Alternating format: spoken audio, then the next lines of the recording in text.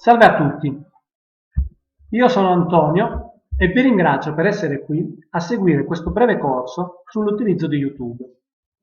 Il programma prevede la creazione e la gestione di un canale YouTube, la creazione di video in slideshow, la creazione di video con l'editor video di YouTube, la creazione di sondaggi incorporati all'interno del video, l'inserimento di tracce audio con licenza Creative Commons, l'inserimento di sottotitoli e infine la possibilità di mascherare volti. Questo in termini generali non significa diventare dei registi o dei cameraman, ma più semplicemente imparare ad usare uno strumento per una comunicazione più moderna ed efficace. Dicevamo comunicazione, ed usando uno schema che ho già avuto modo di illustrare, mi piace ricordare che la comunicazione è paragonabile a un circuito in anello chiuso, dove per effetto del feedback è possibile mettere a confronto input e output. Questo confronto genera un errore e il sistema è considerato efficace se l'errore tende a zero. Se l'input viene comparato all'emettitore, l'output al ricevitore, allora possiamo parlare di un processo di apprendimento significativo. Parlavamo di un sistema, di un contenitore, che per noi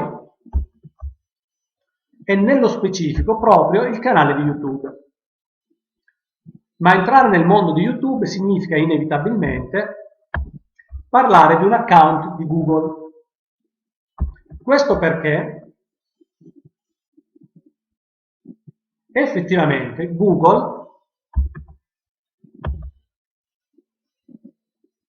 che rappresenta uno dei siti più visitati al mondo, è in realtà un marchio di una società, la Google Inc. Questa fornisce una serie di servizi, tra cui Google Maps e Gmail, a cui appartiene nello specifico anche YouTube. YouTube rappresenta il terzo sito più visitato al mondo, dopo Facebook e Google. La sua peculiarità è che la comunicazione avviene squisitamente attraverso i canali video.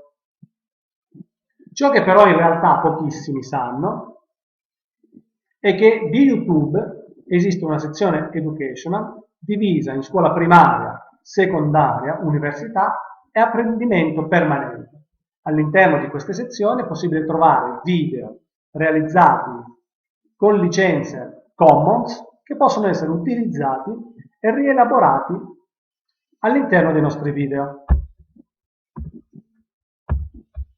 A questo punto è lecito chiedersi se possediamo un account di Google.